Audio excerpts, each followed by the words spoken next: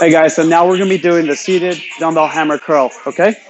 So you're gonna get the dumbbells, make sure you can get a weight that you can control and do properly.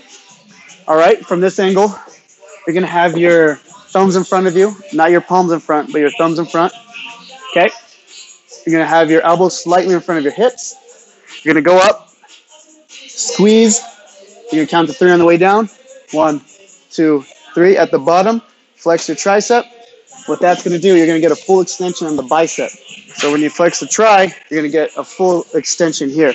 So let's do that. Let's put that all together, okay? Flex the tri, up, squeeze, 1, 2, 3. Flex the tri, up, squeeze, 1, 2, 3. From this angle, up, 1, 2, 3.